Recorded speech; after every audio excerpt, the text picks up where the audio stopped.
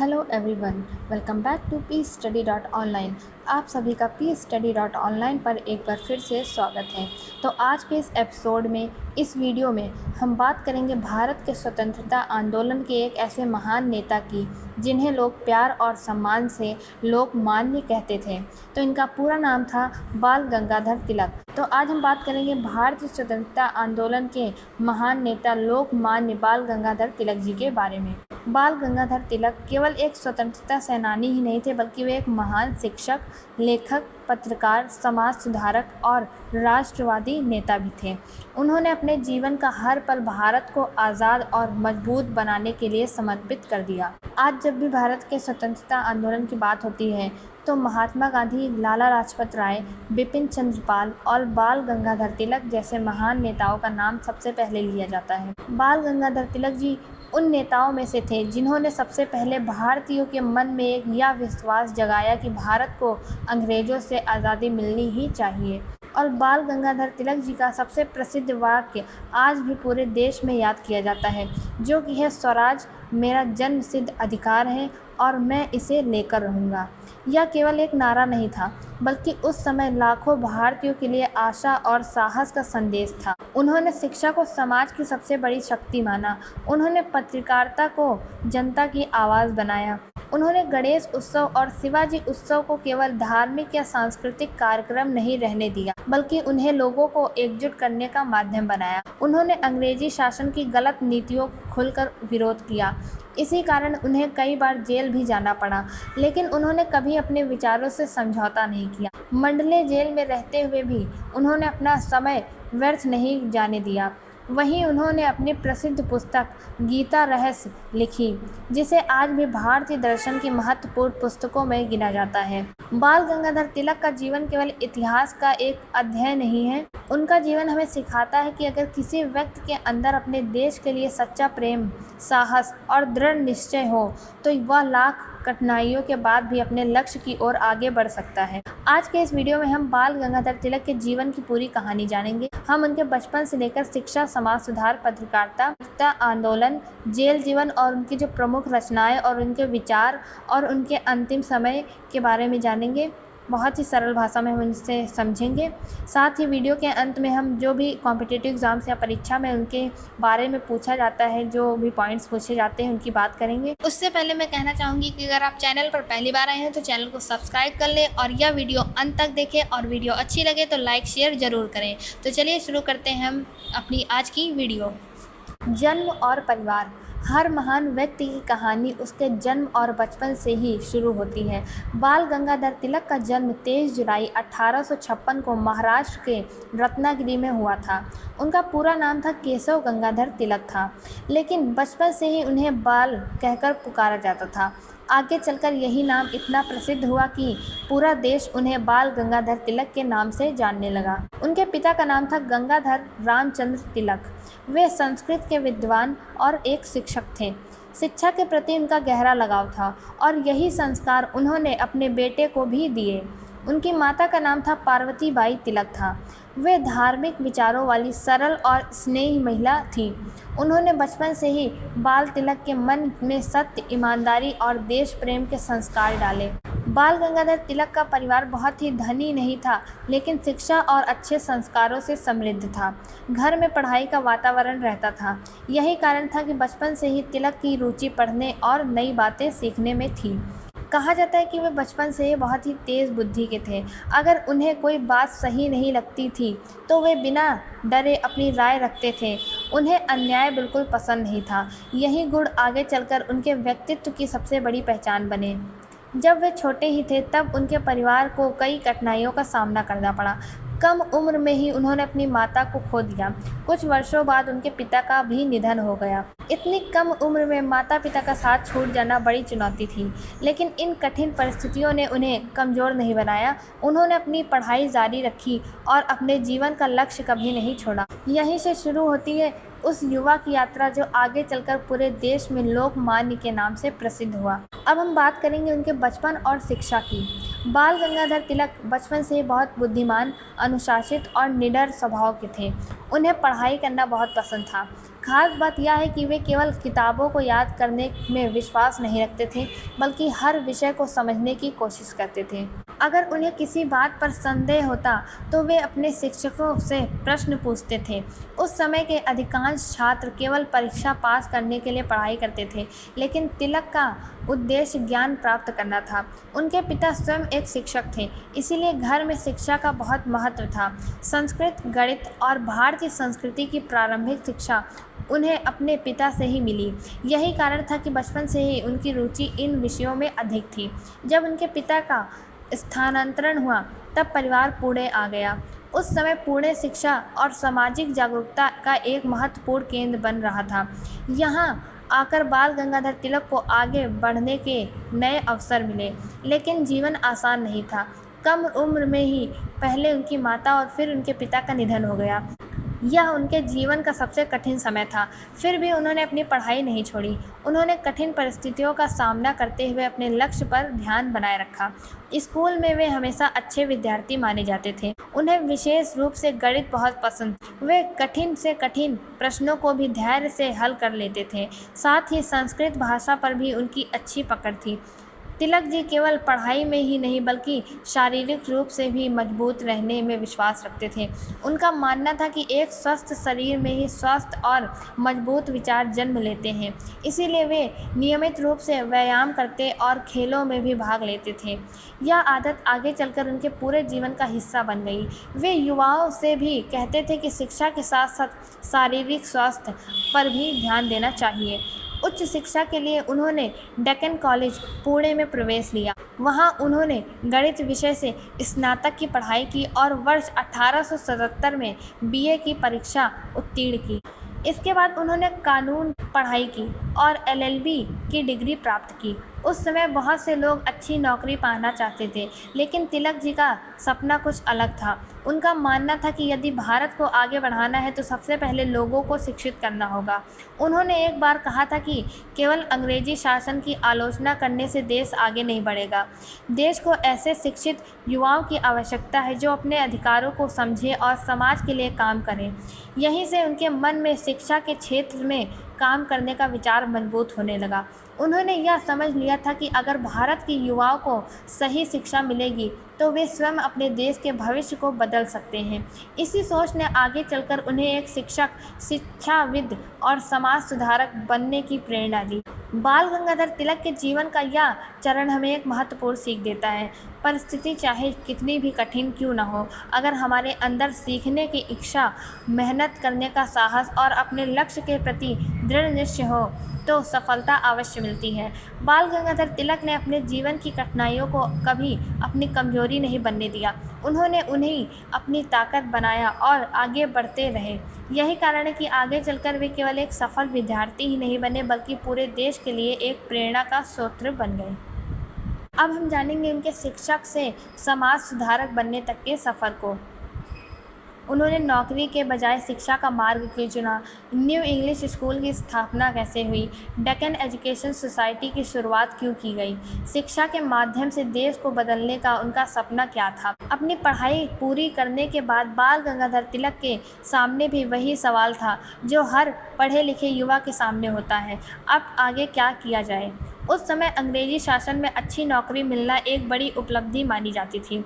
बहुत से लोग सरकारी नौकरी करके अपना जीवन आराम से बिताना चाहते थे, लेकिन बाल गंगाधर तिलक का सपना केवल एक अच्छी नौकरी पाना नहीं था। वे मानते थे कि यदि भारत को सच में आगे बढ़ाना है तो सबसे पहले देश के युवाओं को अच्छी शिक्षा देनी होगी। उनका विश्वास था कि शिक्षित समाज ही अपने अधिकारों को समझ सकता है और देश के विकास में योगदान दे सकता है। इसी सोच के साथ उन्होंने अपने कुछ समान विचार और साथियों के साथ मिलकर शिक्षा के क्षेत्र में काम करने का निर्णय लिया। उनके प्रमुख साथियों में गोपाल गणेश आगरकर, महादेव बलाल नाम जोशी और विष्णु शास्त्री चिपलूणकर जैसे विद्वान शामिल थे। इन सभी का उद्देश्य था कि भारत के युवाओं को ऐसी शिक्षा दी जाए जो केवल नौकरी तक सीमित न रहे बल्कि उनमें देश प्रेम, आत्मविश्वास और सामाजिक जिम्मेदारी की भी भावना को विकसित करें। अब हम बात करेंगे न्यू इंग्लिश स्कूल की स्थापना की। वर्ष 1880 में बाल गंगाधर तिलक और उनके साथियों ने पुणे में न्यू इंग्लिश स्कूल की स्थापना की। यह केवल एक नया विद्यालय नहीं था, बल्कि भारतीय शिक्षा के क्षेत्र में एक नई सोच की शुरुआत थी। उस समय अधिकांश विद्यालयों में अंग्रेजी शासन की नीतियों के अनुसार शिक्षा दी जाती थी। तिलक चाहते थे कि छात्रों को ऐसी शिक्षा मिले जिससे वे अपने देश, अपनी संस्कृति और अपने अधिकारों को भी समझ सकें। इस विद्यालय में अनुशासन, चरित्र निर्माण और देशभक्ति पर विशेष ध्यान दिया जाता था। धीरे धीरे न्यू इंग्लिश स्कूल की पहचान एक उत्कृष्ट शिक्षण संस्था के रूप में बनने लगी और बड़ी संख्याओं में विद्यार्थी यहाँ पढ़ने आने लगे। विद्यालय की सफलता के बाद तिलक और उनके साथियों ने महसूस किया कि केवल एक स्कूल से पूरे समाज में बदलाव नहीं लाया जा सकता है। इसी उद्देश्य से वर्ष 1884 में उन्होंने डेक्कन एजुकेशन सोसाइटी की स्थापना की। इस संस्था का मुख्य उद्देश्य था भारत में आधुनिक और गुणवत्तापूर्ण शिक्षा का विस्तार करना। इस संस्था के माध्यम से कई नए विद्यालय और महाविद्यालयों को स्थापित किया गया। इसी संस्था के प्रयासों से आगे चलकर फर्ग्यूसन कॉलेज की स्थापना भी हुई, जो आज भी भारत के प्रसिद्ध शिक्षण संस्थाओं में गिना जाता है। तिलक जी का सपना था कि भारत का हर युवा शिक्षित हो, अपने अधिकारों को जाने और अपने देश के लिए जिम्मेदार नागरिक बने। बाल गंगाधर तिलक जी का मानना था कि शिक्षा का उद्देश्य केवल परीक्षा पास करना या नौकरी पाना नहीं होना चाहिए। वे कहते थे कि शिक्षा ऐसी होनी चाहिए जो व्यक्ति के चरित्र का निर्माण करे, उसे आत्मनिर्भर बनाए और समाज के प्रति उसकी जिम्मेदारी का एहसास कराए। वे भारतीय इतिहास, भारतीय संस्कृति और भारतीय भाषाओं के अध्ययन को भी बहुत महत्व देते थे। उनका विश्वास था कि जो व्यक्ति अपने इतिहास और संस्कृति को समझता है, वही अपने देश के लिए सही निर्णय ले सकता है। समय के साथ डेक्कन एजुकेशन सोसाइटी के भीतर कुछ विचारों को लेकर मतभेद होने लगे। तिलक जी चाहते थे कि शिक्षा के साथ साथ राष्ट्र जागरूकता और देशभक्ति पर भी बराबर ध्यान दिया जाए। वहीं उनके कुछ साथी शिक्षा को राजनीति से अलग रखना चाहते थे। इन मतभेदों के कारण तिलक ने संस्था से अलग होकर अपने विचारों के अनुसार समाज और देश की सेवा करने का निर्णय लिया, लेकिन उन्होंने शिक्षा का महत्व कभी कम नहीं होने दिया।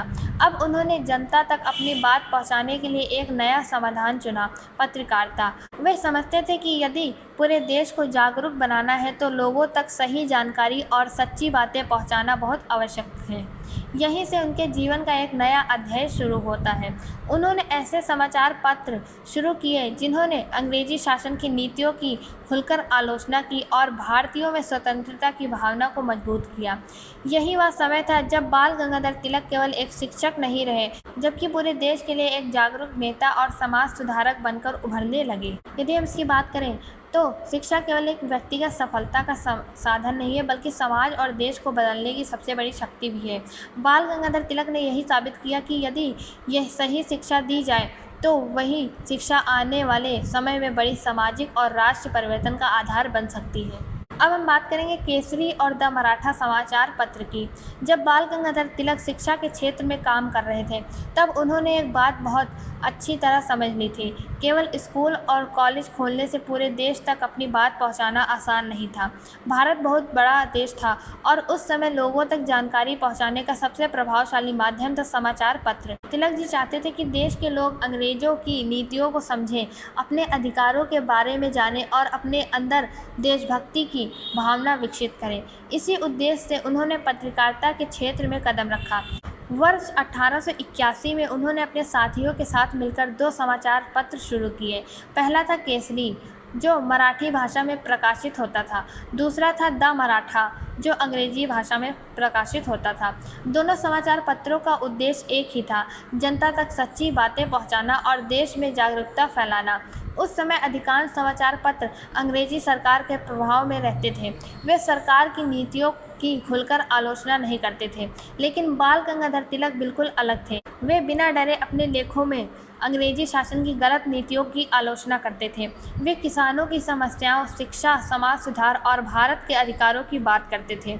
उनके लेख पढ़कर लोगों में नया उत्साह पैदा होने लगा। धीरे धीरे केसरी महाराष्ट्र का सबसे लोकप्रिय समाचार पत्र बन गया। लोग हर दिन इसका इंतजार करते थे, क्योंकि इसमें ऐसी बातें लिखी जाती थी जो आम जनता की आवाज़ होती थी। तिलक जी की लेखन शैली बहुत सरल, स्पष्ट और प्रभावशाली थी। वे कठिन भाषा का प्रयोग नहीं करते थे, बल्कि ऐसी भाषा में लिखते थे जिसे आम लोग आसानी से समझ सकें। इसी कारण उनके विचार गांव-गांव तक पहुंचने लगे। बाल गंगाधर तिलक समाचार पत्रों को केवल समाचार देने का माध्यम नहीं मानते थे, वे उन्हें जनता को जागरूक करने के सबसे बड़ा साधन मानते थे। अपने लेखों के माध्यम से वे लोगों को बताते थे कि भारत केवल अंग्रेजों का शासन स्वीकार करने के लिए नहीं बना है। हर भारतीय को अपने देश के लिए सोचने, अपने अधिकारों की रक्षा करने और अन्याय के खिलाफ आवाज़ उठाने का अधिकार है। उनके लेखों ने हजारों युवाओं को प्रेरित किया। कई लोग पहली बार उनके लेख पढ़कर स्वतंत्रता आंदोलन से जुड़े। तिलक जी के समाचार पत्र जितने लोकप्रिय होते गए, अंग्रेजी सरकार की चिंता भी उतनी ही बढ़ती गई। सरकार को लगने लगा कि उनके लेख लोगों को अंग्रेजों के खिलाफ खड़ा कर रहे हैं। इसी कारण कई बार उनके लेखों पर आपत्ति जताई गई। उनके समाचार पत्रों की निगरानी की जाने लगी। लेकिन तिलक जी ने भी डरकर लिखना बंद नहीं किया। वे मानते थे कि सच्चाई लिखना किसी भी पत्रकार का सबसे बड़ा कर्तव्य है। उन्होंने हमेशा सच का साथ दिया, चाहे उसके लिए उन्हें कितनी भी कठिनाइयों का सामना करना पड़ा। कुछ समय बाद अंग्रेजी सरकार ने बाल गंगाधर तिलक पर राजद्रोह का आरोप लगाया। सरकार का कहना था कि उनके लेख लोगों को सरकार के खिलाफ भड़का रहे हैं। इस आरोप के कारण उन्हें जेल भी जाना पड़ा, लेकिन जेल जाने के बाद भी उनके विचार नहीं बदले। उन्होंने कहा कि यदि देश की आज़ादी और जनता के अधिकारों की बात करना अपराध है, तो वे यह अपराध बार बार करेंगे। उनकी इस निडरता ने पूरे देश में उनका सम्मान और भी बढ़ा दिया। लोग उन्हें एक ऐसे नेता के रूप में देखने लगे जो सच बोलने से भी कभी नहीं डरता था। समाचार पत्रों के माध्यम से बाल गंगाधर तिलक की पहचान केवल महाराष्ट्र तक सीमित नहीं रही। अब पूरे भारत में लोग उनके विचारों को जानने लगे। उनकी लेखनी ने लाखों लोगों के मन में देशभक्ति की भावना जगाई। इसी कारण आगे चलकर उन्हें भारतीय स्वतंत्रता आंदोलन के सबसे प्रभावशाली नेताओं में गिना जाने लगा। यहाँ पर बाल गंगाधर तिलक जी का जीवन हमें सिखाता है कि कलम की ताकत बहुत बड़ी होती है। एक सच्चा पत्रकार केवल समाचार नहीं देता, बल्कि समाज को सही दिशा भी दिखाता है। तिलक जी ने अपनी लेखनी का उपयोग कभी किसी निजी लाभ के लिए नहीं किया। उन्होंने अपनी कलम को देश की सेवा का माध्यम बनाया। यही कारण है कि आज भी केसरी और द मराठा भारतीय पत्रकारिता के इतिहास में विशेष स्थान रखते हैं। अब हम बात करेंगे गणेश उत्सव और शिवाजी उत्सव की शुरुआत की, और यहाँ जानेंगे कि बाल गंगाधर तिलक ने गणेश उत्सव को सार्वजनिक रूप क्यों दिया, शिवाजी उत्सव शुरू करने का उद्देश्य क्या था, इन उत्सवों ने स्वतंत्रता आंदोलन में कैसी नई ऊर्जा पैदा की, और अंग्रेजी शासन इन आयोजनों से क्यों परेशान हो गया। आज भारत के आपने राज्यों में कई राज्यों में देखा होगा कि गणेश उत्सव बहुत धूमधाम से मनाया जाता है। बड़ी बड़ी मूर्तियों को स्थापित होती हैं, सांस्कृतिक कार्यक्रम होते हैं और हजारों लोग एक साथ इस उत्सव में भाग लेते हैं। लेकिन क्या आप जानते हैं कि गणेश उत्सव को सार्वजनिक रूप देने का श्रेय बाल गंगाधर तिलक जी को जाता है। अब हम बात करेंगे ऐसा क्यों कहा जाता है। उस समय भारत में अंग्रेज़ों का शासन था। अंग्रेजी सरकार को डर था कि अगर भारतीय लोग बड़ी संख्या में एक जगह इकट्ठा होने लगे तो वे आज़ादी की बातें करने लगेंगे और अंग्रेज़ों के खिलाफ आंदोलन शुरू कर देंगे। इसी कारण कई सार्वजनिक सभाओं और राजनीतिक बैठकों पर कड़ी निगरानी रखी जाने लगी। कई बार ऐसी सभाओं की अनुमति भी नहीं दी जाती थी। बाल गंगाधर तिलक जी ने इस स्थिति को बहुत ध्यान से समझा। उन्होंने सोचा कि यदि लोग धार्मिक और सांस्कृतिक कार्यक्रमों के नाम पर एकत्र हों तो अंग्रेजी सरकार उन्हें आसानी से रोक नहीं पाएगी। इसी विचार के साथ वर्ष 1893 में उन्होंने सार्वजनिक गणेश उत्सव की शुरुआत की। पहले लोग अपने घरों में ही गणेश पूजा करते थे, लेकिन तिलक जी ने इसे समाज का सामूहिक उत्सव बना दिया। अब लोग एक साथ इकट्ठा होने लगे। पूजा के साथ साथ देशभक्ति के गीत गाए जाते, भाषण दिए जाते और समाज की समस्याओं पर चर्चा होती। इन आयोजनों में शिक्षा, सामाजिक एकता और राष्ट्रीय जागरूकता का संदेश भी दिया जाता था। धीरे धीरे गणेश उत्सव केवल धार्मिक पर्व नहीं रहा, बल्कि लोगों को जोड़ने और देश के प्रति जागरूक करने का एक मजबूत माध्यम बना। अब हम शिवाजी उत्सव की शुरुआत की बात करें तो गणेश उत्सव की सफलता के बाद बाल गंगाधर तिलक ने एक और महत्वपूर्ण कदम उठाया। वर्ष 1895 में उन्होंने शिवाजी उत्सव की शुरुआत की। यह उत्सव मराठा साम्राज्य के महान शासक छत्रपति शिवाजी महाराज की स्मृति के रूप में किया जाता है। तिलक जी चाहते थे कि भारत के युवा शिवाजी महाराज के साहस, नेतृत्व और देश प्रेम से प्रेरणा लें।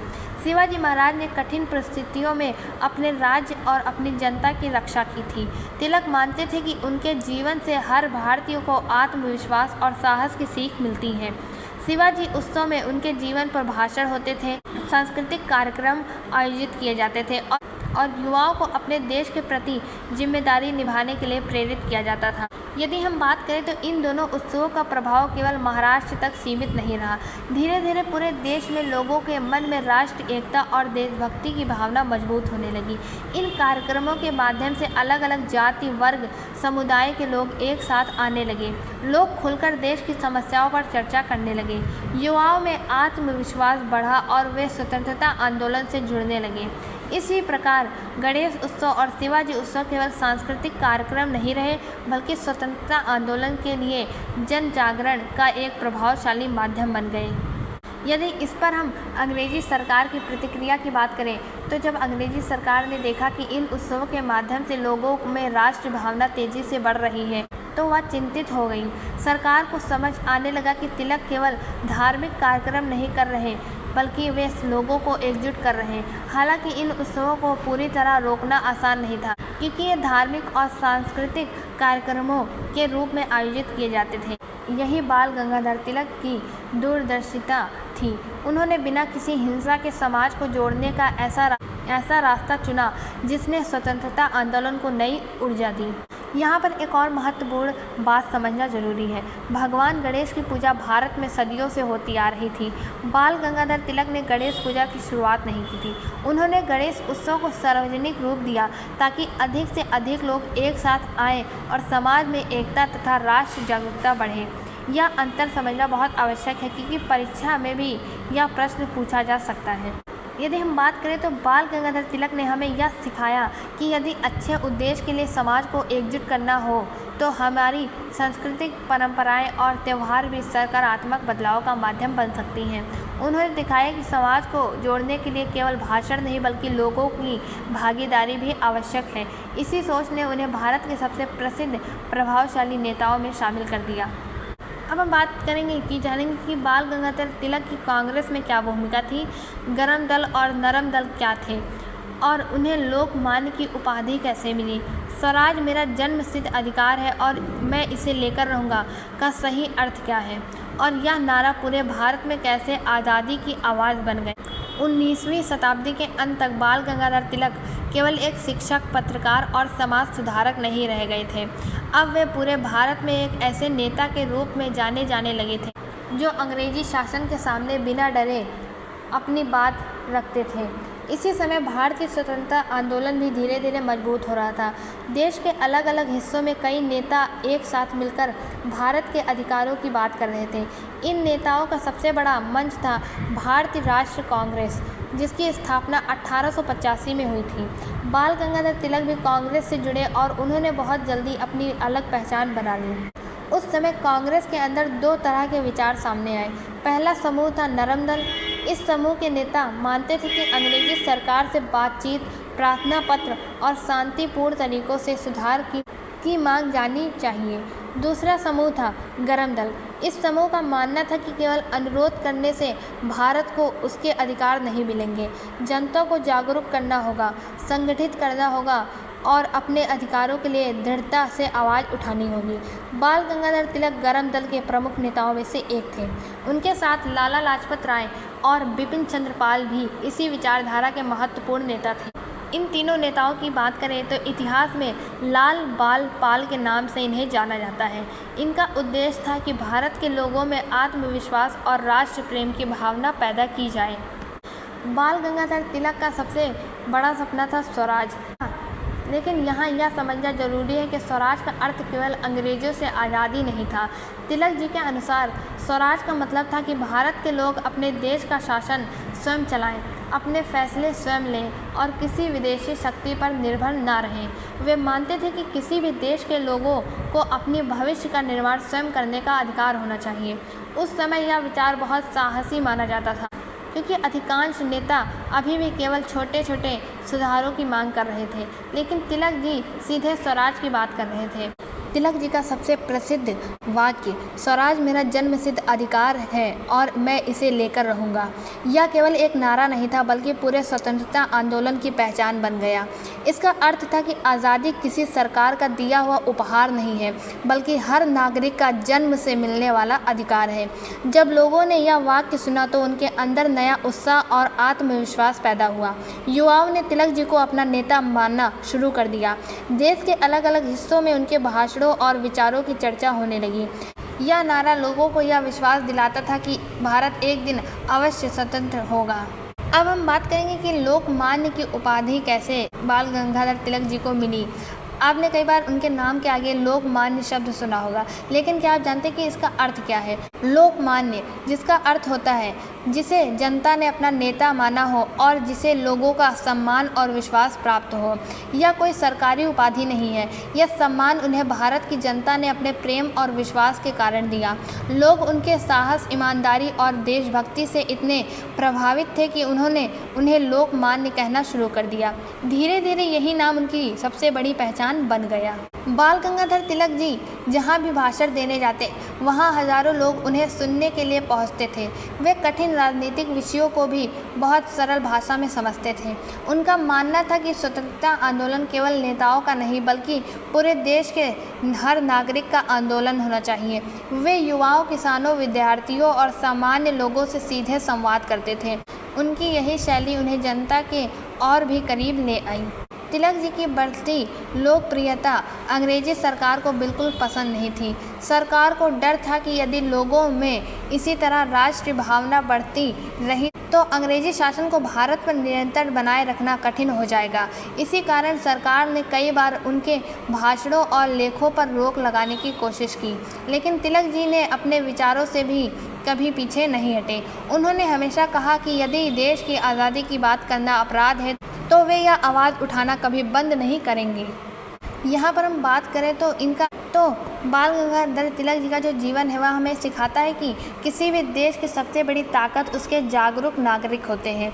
उन्होंने लोगों को यह विश्वास दिलाया कि अपने अधिकारों के लिए जागरूक होना और शांतिपूर्ण तरीके से उन्हें प्राप्त करने का प्रयास करना हर नागरिक का कर्तव्य है। उनका स्वराज का विचार आज भी लोकतंत्र और नागरिक अधिकारों की भावना को मजबूत करता है। अब हम बात करेंगे बंग भंग आंदोलन और स्वदेशी आंदोलन की। वर्ष 1905 में भारतीय स्वतंत्रता आंदोलन के इतिहास का एक महत्वपूर्ण वर्ष था। इसी वर्ष अंग्रेजी सरकार ने बंगाल का विभाजन यानी बंग भंग करने का निर्णय लिया। उस समय बंगाल भारत का सबसे बहुत बड़ा और महत्वपूर्ण प्रांत था। अंग्रेजी सरकार ने कहा कि बंगाल बहुत बड़ा है, इसीलिए प्रशासन को आसान बनाने के लिए इसका विभाजन किया जा रहा है। लेकिन भारत के कई नेताओं का मानना था कि इसका असली उद्देश्य प्रशासन को आसान बनाना नहीं था। उनका मानना था कि अंग्रेजी सरकार भारतीयों की एकता को कमज़ोर करना चाहती थी। अगर लोग आपस में बंट जाएंगे तो स्वतंत्रता आंदोलन भी कमज़ोर पड़ जाएगा। इसी कारण बाल गंगाधर तिलक सहित अनेक नेताओं ने इस निर्णय का विरोध किया। बाल गंगाधर तिलक जी का मानना था कि यदि देश की एकता को नुकसान पहुंचाया गया तो भारत कभी मजबूत नहीं बन पाएगा। उन्होंने अपनी भाषणों और लेखों के माध्यम से लोगों को इस निर्णय के बारे में जागरूक किया। उन्होंने लोगों से कहा कि केवल विरोध करना ही पर्याप्त नहीं है बल्कि हमें अपने व्यवहार में भी बदलाव लाना होगा। यहीं से स्वदेशी आंदोलन को नई गति मिली। स्वदेशी आंदोलन की बात करें तो स्वदेशी का अर्थ है अपने देश में बनी हुई वस्तुओं का उपयोग करना।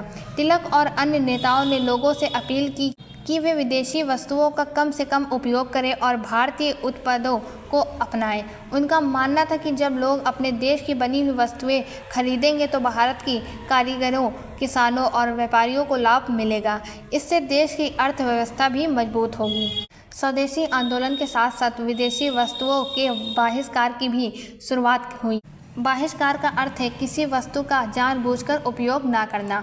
उस समय कई स्थानों पर विदेशी कपड़ों का उपयोग बंद करने की अपील की गई। लोगों को भारतीय कपड़े पहनने और भारतीय उद्योगों का समर्थन करने के लिए प्रेरित किया गया। इस आंदोलन में विद्यार्थियों, व्यापारियों, महिलाओं और युवाओं ने भी बढ़ चढ़कर भाग लिया। धीरे धीरे यह केवल आर्थिक आंदोलन नहीं रहा बल्कि राष्ट्रीय सम्मान का प्रतीक बन गया। बाल गंगाधर तिलक इस आंदोलन के प्रमुख नेताओं में से एक थे। वे जगह जगह जाकर लोगों को संबोधित करते थे। अपने समाचार पत्र केसरी और द मराठा के माध्यम से भी वे स्वदेशी आंदोलन का समर्थन करते थे। वे कहते थे कि यदि भारत को मजबूत बनाना है तो हमें अपने देश की मेहनत, अपनी उपभोग और अपने लोगों पर विश्वास करना होगा। उनका संदेश बहुत सरल था। जो वस्तु हमारे देश में बन सकती है उसे हमें अपने ही देश से खरीदना चाहिए। यह विचार लोगों को बहुत पसंद आया और स्वदेशी आंदोलन तेजी से फैलने लगा। यदि हम इस आंदोलन के प्रभाव की बात करें तो बंग भंग और स्वदेशी आंदोलन ने पूरे देश में नई राष्ट्र चेतना पैदा की। पहली बार बड़ी संख्या में आम लोग स्वतंत्रता आंदोलन से जुड़ने लगे। युवाओं में देशभक्ति की भावना और भी मजबूत हुई। लोगों ने समझना शुरू किया कि आज़ादी केवल नेताओं की जिम्मेदारी नहीं है बल्कि हर भारतीय की भागीदारी आवश्यक है। यह आंदोलन आगे चलकर भारतीय स्वतंत्रता संघर्ष की एक मजबूत नींव बना। लगातार विरोध और जन आंदोलन के कारण अंग्रेजी सरकार पर दबाव बढ़ता गया। आखिरकार वर्ष 1911 में सरकार ने बंगाल विभाजन को रद्द करने का निर्णय लिया। यह भारतीय जनता और स्वतंत्र आंदोलन के लिए एक महत्वपूर्ण सफलता थी। इस घटना ने यह विश्वास और मजबूत किया कि यदि लोग एकजुट होकर शांतिपूर्ण तरीके से अपनी बात रखें तो बड़े से बड़े फैसले भी बदल सकते हैं। बाल गंगाधर तिलक जितने लोकप्रिय होते जा रहे थे, अंग्रेजी सरकार की चिंता भी उतनी ही बढ़ती जा रही थी। तो अब हम बात करेंगे उनके मंडले जेल और गीता रहस्य के बारे में। बाल गंगाधर तिलक जी को जेल क्यों भेजा गया? उन्हें म्यांमार तत्कालीन बर्मा के मंडले जेल में क्यों रखा गया? जेल में उनका जीवन कैसा था? उन्होंने वहां गीता रहस्य जैसी महान पुस्तक कैसे लिखी? बाल गंगाधर तिलक, उनके भाषण, उनके लेख और उनके विचार लोगों में आज़ादी की भावना जगा रहे थे। अंग्रेजी सरकार को लगा कि यदि तिलक को नहीं रोका गया तो स्वतंत्रता आंदोलन और भी मजबूत हो जाएगा। इसी कारण उन पर कई बार राजद्रोह यानी अंग्रेजी सरकार के खिलाफ लोगों को भड़काने का आरोप लगाया गया।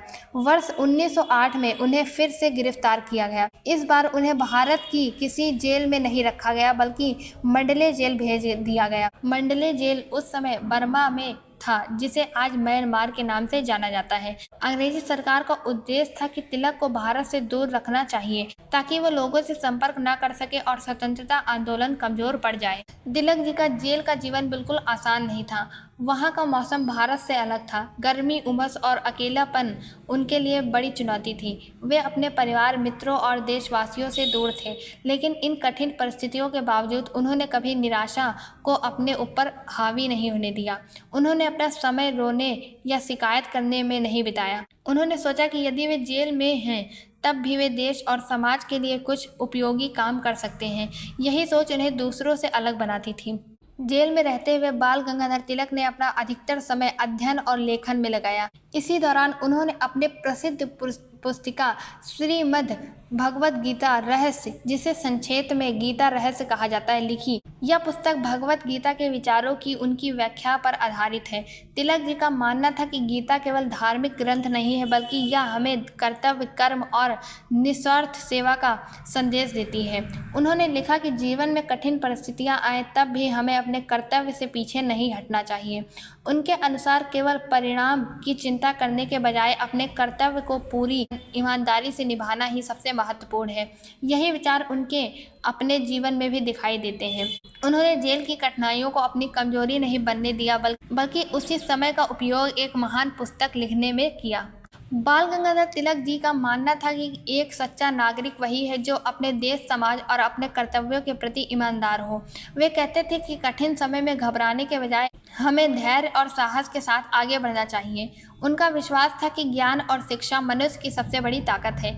इसीलिए जेल में भी उन्होंने पढ़ना और लिखना नहीं छोड़ा। लगभग 6 वर्ष तक मंडले जेल में रहने के बाद वर्ष 1914 में बाल गंगाधर तिलक जी रिहा हुए। जब वे भारत लौटे तो देश भर में लोगों ने उनका गर्मजोशी से स्वागत किया। जेल जाने से उनकी लोकप्रियता कम नहीं हुई थी बल्कि पहले से भी अधिक बढ़ गई थी। लोग उन्हें एक ऐसे नेता के रूप में देखते थे जिसने अपने देश के लिए हर कठिनाई सहन की लेकिन अपने विचारों से कभी समझौता नहीं किया। वर्ष 1914 में मंडले जेल से रिहा होने के बाद बाल गंगाधर तिलक जी एक बार फिर स्वतंत्रता आंदोलन में सक्रिय हो गए। जेल की कठिनाइयों ने उनके हौसले को कमजोर नहीं किया बल्कि अब उनका विश्वास और भी मजबूत हो चुका था कि भारत को अपने अधिकारों के लिए संगठित होकर आवाज़ उठानी होगी। उस समय दुनिया में भी कई बड़े बदलाव हो रहे थे। प्रथम विश्व युद्ध शुरू हो चुका था और ब्रिटिश सरकार इस युद्ध में व्यस्त थी। बाल गंगाधर तिलक ने इस समय को भारत के लिए एक महत्वपूर्ण अवसर के रूप में देखा। उन्होंने सोचा कि अब भारत के लोगों को अपने स्वशासन यानी होम रूल की मांग और मजबूती से उठानी चाहिए। तो अब हम सबसे पहले समझते हैं कि होम रूल का अर्थ क्या होता है। होम रूल का मतलब है अपने देश का शासन अपने ही लोगों के द्वारा चलाया जाना। उस समय भारत पूरी तरह स्वतंत्र नहीं था, इसीलिए होम रूल आंदोलन का उद्देश्य यह था कि भारतीयों को अपने प्रशासन और शासन में अधिक अधिकार मिले। यह आंदोलन पूर्ण स्वतंत्रता की दिशा में एक महत्वपूर्ण कदम माना जाता है। वर्ष 1916 में बाल गंगाधर तिलक ने होम रूल लीग की स्थापना की। इसी समय प्रसिद्ध समाज सेविका और स्वतंत्रता समर्थक एनी बेसेंट ने भी भारत के दूसरे क्षेत्रों में होम रूल लीग का विस्तार किया। दोनों नेताओं का उद्देश्य एक ही था, भारत के लोगों में स्वशासन के प्रति जागरूकता पैदा करना और उन्हें अपने अधिकारों के लिए संगठित करना। होम रूल लीग की स्थापना के बाद बाल गंगाधर तिलक ने देश के कई हिस्सों की यात्रा की। वे अलग अलग शहरों और कस्बों में जाकर लोगों को संबोधित करते। अपने भाषणों में वे सरल भाषा में समझाते थे कि किसी भी देश का विकास तभी संभव है जब उसके लोग अपने शासन में भागीदारी करें। वे लोगों से कहते थे कि अपने अधिकारों को जानना और उसके लिए शांतिपूर्ण तरीके से आवाज़ उठाना हर नागरिक का कर्तव्य है। उनके भाषणों को सुनने के लिए बड़ी संख्या में लोग इकट्ठा होने लगे। युवाओं में विशेष उत्साह दिखाई देता था। होम रूल लीग आंदोलन के कारण पूरे देश में स्वराज की मांग और तेज हो गई। लोग अब केवल छोटे छोटे सुधारों की बात नहीं कर रहे थे, वे अपने देश के शासन में अधिकार चाहते थे। तिलक जी का प्रसिद्ध वाक्य, स्वराज मेरा जन्मसिद्ध अधिकार है और मैं इसे लेकर रहूँगा, अब पहले से भी अधिक लोगों तक पहुँच चुका था। यह केवल एक नारा नहीं रहा बल्कि स्वतंत्रता आंदोलन की पहचान बन गया। होम रूल लीग ने भारत के स्वतंत्रता आंदोलन को नई दिशा दी। इस आंदोलन के कारण लोगों में राजनीतिक जागरूकता बढ़ी। कई नए युवा स्वतंत्रता आंदोलन से जुड़े। देश के अलग अलग क्षेत्रों के लोग एक दूसरे के साथ मिलकर काम करने लगे। इससे राष्ट्र एकता भी मजबूत हुई। हालांकि होम रूल लीग का उद्देश्य तुरंत पूर्ण स्वतंत्रता प्राप्त करना नहीं था, लेकिन इसने भारतीयों को एक विश्वास दिलाया कि वे अपने देश का शासन स्वयं चला सकते हैं। आगे चलकर यही विचार भारत की पूर्ण स्वतंत्रता की मांग का मजबूत आधार बना। इसी समय महात्मा गांधी जी भी भारतीय राजनीति में सक्रिय हो रहे थे। बाल गंगाधर तिलक और महात्मा गांधी दोनों का उद्देश्य भारत की आज़ादी था। हालांकि दोनों के काम करने के तरीके कुछ मामलों में अलग थे, लेकिन दोनों एक दूसरे के देश प्रेम और योगदान का सम्मान करते थे। जब तिलक जी का निधन हुआ तब महात्मा गांधी ने उन्हें आधुनिक भारत के महान नेताओं में से एक बताया और उनके योगदान की सराहना की। अब हम बात करेंगे बाल गंगाधर तिलक जी की प्रमुख रचनाएं और उनके व्यक्तित्व और उनके अंतिम समय की। बाल गंगाधर तिलक केवल एक महान नेता ही नहीं थे बल्कि वे एक अच्छे लेखक, विचारक और विद्वान भी थे। वे मानते थे कि किताबें और लेख लोगों की सोच बदल सकते हैं, इसीलिए उन्होंने अपने जीवन में कई महत्वपूर्ण पुस्तकें और लेख लिखे। बाल गंगाधर तिलक की सबसे प्रसिद्ध पुस्तक श्रीमद् भगवत गीता रहस्य है। यह पुस्तक उन्होंने मंडले जेल में लिखी थी। इस पुस्तक में उन्होंने भगवत गीता के संदेश को बहुत सरल तरीके से समझाया। उनके अनुसार गीता हमें कर्म, कर्तव्य और निस्वार्थ सेवा का मार्ग दिखाती है। वे मानते थे कि केवल सोचने या बातें करने से काम नहीं चलता, हर व्यक्ति को अपने कर्तव्य का ईमानदारी से पालन करना चाहिए। उनकी एक और पुस्तक थी the arctic home in the Vedas है। इस पुस्तक में उन्होंने वेदों और प्राचीन भारतीय इतिहास से जुड़े अपने विचार को प्रस्तुत किया। इसके अलावा उन्होंने केसरी और द मराठा में हजारों लेख लिखे, जिनके माध्यम से उन्होंने लोगों में राष्ट्र जागरूकता फैलाने का प्रयास किया। बाल गंगाधर तिलक जी के व्यक्तित्व बहुत ही प्रेरणादायक था।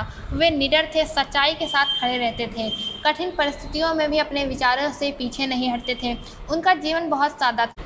वे समय के पाबंद थे और अनुशासन बहुत महत्व देते थे। शिक्षा को समाज की सबसे बड़ी शक्ति मानते थे। उनका विश्वास था कि शिक्षित और जागरूक नागरिक ही देश को आगे बढ़ा सकता है। वे युवाओं को हमेशा मेहनत, ईमानदारी और देश सेवा का संदेश देते थे।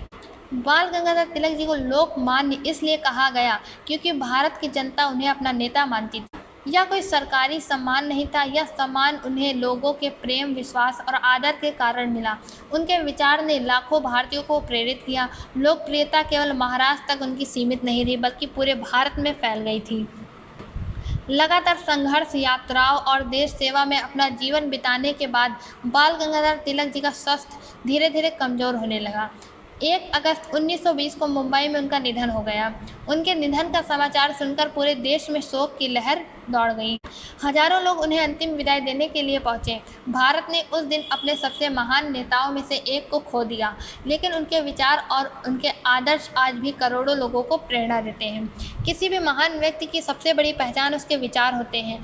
बाल गंगाधर तिलक आज भी हमारे बीच नहीं है, लेकिन उनके विचार आज भी जीवित हैं। उन्होंने भारतीयों को आत्मविश्वास दिलाया, लोगों को अपने अधिकारों के प्रति जागरूक किया, शिक्षा, पत्रकारिता और समाज सुधार और स्वतंत्रता आंदोलन हर क्षेत्र में महत्वपूर्ण योगदान दिया। आज के भारत के कई विद्यालय, महाविद्यालय और सड़कें और जो भी संस्थान हैं उनके नाम पर हैं। हर वर्ष 23 जुलाई उनकी जयंती पर पूरे देश में उन्हें श्रद्धापूर्वक याद किया जाता है। अब हम बात करते हैं जो भी परीक्षा के लिए महत्वपूर्ण तथ्य, जो बातें होती हैं, जैसे कि उनके जन्म के बारे में पूछा जाता है। 23 जुलाई 1856, जन्म स्थान रत्नागिरी, महाराष्ट्र। पूरा नाम केशव गंगाधर तिलक, प्रसिद्ध नाम लोकमान्य बाल गंगाधर तिलक। समाचार पत्र केसरी मराठी और द मराठा जो अंग्रेजी में था। न्यू इंग्लिश स्कूल की स्थापना की बात करें तो वह 1880 में हुई थी। Deccan education society 1884। सार्वजनिक गणेश उत्सव की शुरुआत 1893। शिवाजी उत्सव की शुरुआत 1895। होम रूल लीग कब शुरू हुआ? 1916। प्रमुख पुस्तक गीता रहस्य। प्रसिद्ध नारा स्वराज मेरा जन्मसिद्ध अधिकार है और मैं इसे लेकर रहूँगा। और इनके निधन की बात करें तो वह 1 अगस्त 1920 मुंबई में हुआ था। तो यहाँ पर हमने इनके पूरे जीवन के बारे में जाना और इनका जो जीवन है वह हमें सिखाता है कि व्यक्ति अपने विचारों, साहस और दृढ़ निश्चय से पूरे समाज में बदलाव ला सकता है। उन्होंने शिक्षा और राष्ट्र निर्माण का आधार बनाया, पत्रकारिता को जनता की आवाज़ बनाया, सांस्कृतिक कार्यक्रमों को राष्ट्र एकता का माध्यम बनाया और सबसे बढ़कर उन्होंने भारतीयों के मन में स्वराज का सपना जगाया। आज भी उनका जीवन हमें यह प्रेरणा देता है कि हमें देश, समाज और कर्तव्यों के प्रति हमेशा ईमानदार रहें। इसीलिए बाल गंगाधर तिलक को भारतीय स्वतंत्रता आंदोलन के सबसे महान नेताओं में गिना जाता है। और अगर आपको यह वीडियो अच्छी लगी हो तो वीडियो को लाइक करें और शेयर करें, और चैनल पर पहली बार आए हैं तो चैनल को सब्सक्राइब कर लें। यह वीडियो देखने के लिए धन्यवाद। मिलेंगे अगले एक नए एपिसोड में। भारत और विश्व के एक और महान व्यक्ति के प्रेरणादायक कहानी को जानेंगे बहुत ही सरल भाषा में।